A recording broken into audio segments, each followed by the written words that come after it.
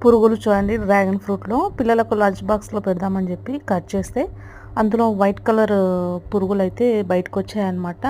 నిన్న షాద్‌నగర్ నుంచి వస్తుంటే బైపాస్‌లో అమ్ముతున్నారు ఒక ఆటోలో. చాలా ఫ్రెష్‌గా ఉన్నాయన్నమాట.